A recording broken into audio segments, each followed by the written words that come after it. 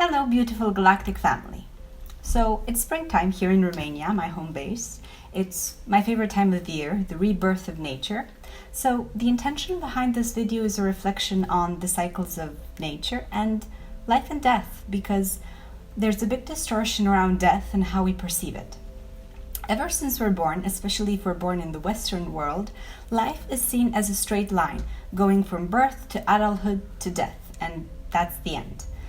What happens after death has been a big debate among many people, some saying there's nothing, others speaking of life after death. The idea is that we have this notion of time as an arrow imprinted in our being through our belief system, going from past, present, and to future. And for more information about the true nature of time, you can watch the video called What is Time?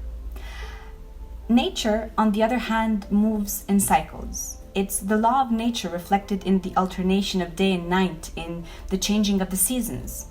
Summer is when nature is at its peak and the sun shines brightest. Autumn is when nature starts shedding its green color. Winter is when nature falls asleep, or we could say it's dead. And spring is the rebirth or the awakening of nature. And then going back to summer, reaching its peak, only to go back to sleep again. And this is the cycle of life. A birth, a peak, followed by a decay, and then death. Death is part of life just as much as it is part of nature.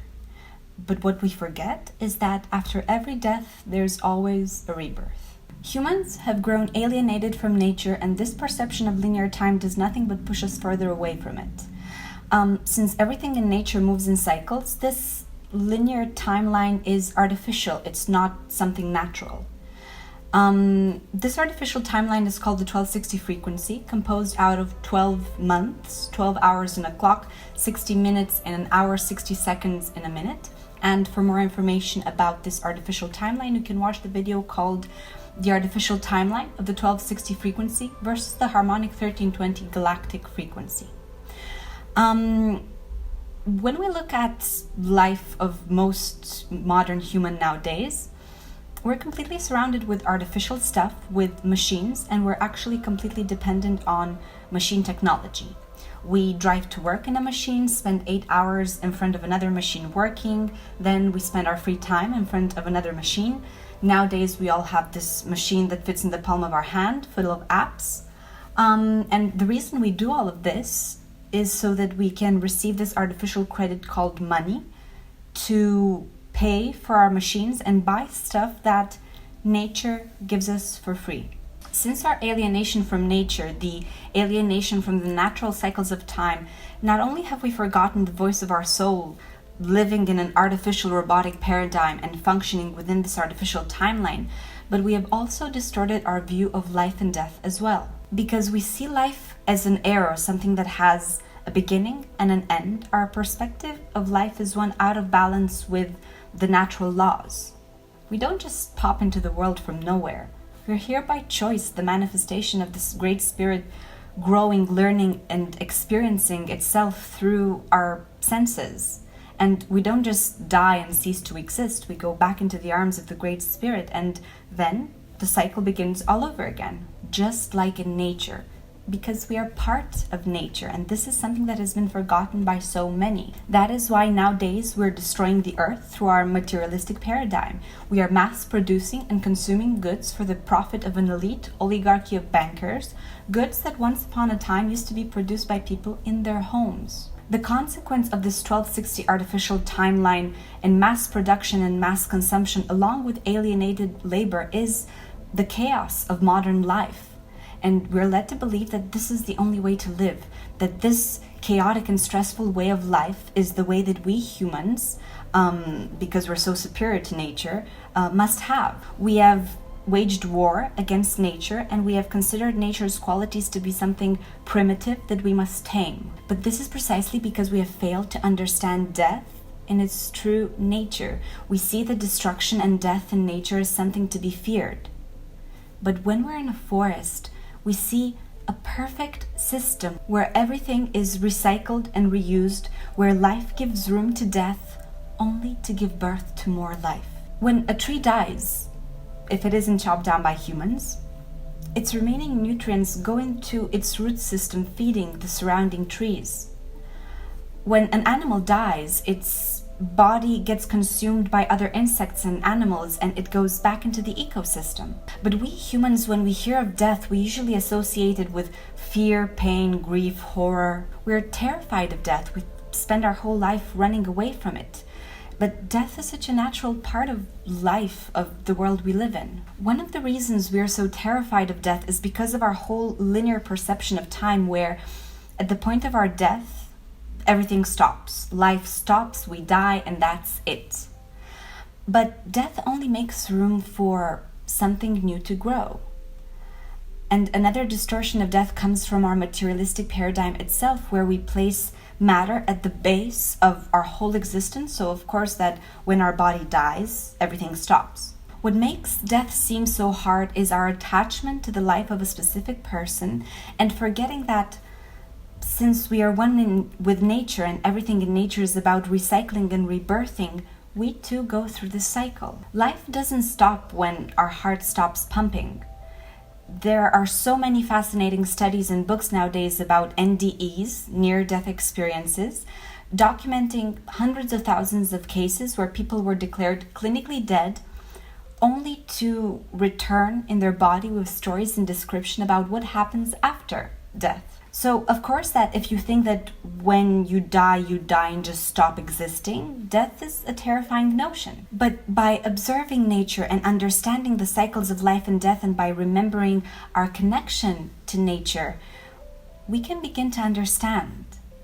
We understand how to let go of what dies, knowing that life will spring forth once again. We understand that life itself is a never-ending spiral, and that nothing ever truly dies. It just takes a different shape. I've had loved ones passed away, and although I grieved for them and missed them, I never believed death to truly be the end of their road. I didn't feel it.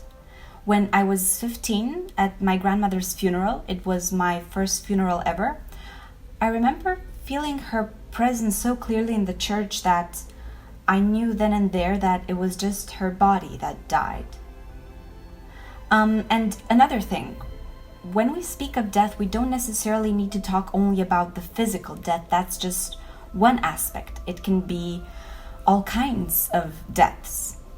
I believe that whenever we let go of certain aspects within us, it's kind of a little death that we go through. When we change, a part of us dies. And this is exactly why we're so afraid of change, because of our distortion of death.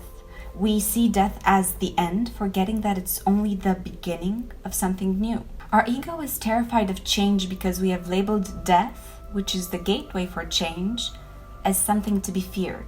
In order for something new to begin, something must end. We cannot make room for the new without letting something die. These are the laws of nature, and we are not above nature, although many people believe they are. We are one with nature, and it's time to start embracing death, not being afraid of it. When we're talking about the evolution of our being, the only way it's possible for us to evolve, to grow, to change, to transform, is to let the old die. So a new, more radiant and bright aspect within us can come to the surface. Let the old perception of linear time die so you can reconnect to the natural cycles of time, and remember that death only makes room for the new, and it makes room for us to change. For me, the Dreamspell calendar, based on the ancient Mayan calendar system, has been an amazing tool for reconnecting to these lost cycles of time. It's a calendar system made out of two calendars, actually, one of them called the Tzolk'in, the sacred Mayan calendar, following the galactic cycles in a cycle of 260 days. And for a more detailed description about this, you can watch the video called The Structure of the Tzolk'in. And the second calendar is the 13 moon calendar, made out of 13 months, 28 days each, following the lunar cycles. And you can watch the video called The Structure of the 13 moon calendar for more detail. It's a system which helps us get closer to nature, and it helps us to follow the cycles of our inner being, which are connected to the cycles of nature, whether we realize it or not. It follows the spiral of nature that has no beginning and no end, going through infinite cycles of time. So this calendar is perfect for teaching our mind how to escape the linear timeline and how to connect with the cyclic nature of time, how to think in cycles, since we have many different units of time and cycles within this calendar system. And for more information about the benefits of attuning to such a calendar, you can watch the video called The Benefits of the Dreamspell Calendar. So that's it for today. If there are any questions about the Tolkien or the 13 moon calendar and how you can integrate them into your life, you can write me a message on Facebook or on my email. I also offer galactic signature decoding sessions where we talk about your kin, your solar seal, your lunar tone. So until the next time, I'm wishing you a most empowered day. In Lakesh.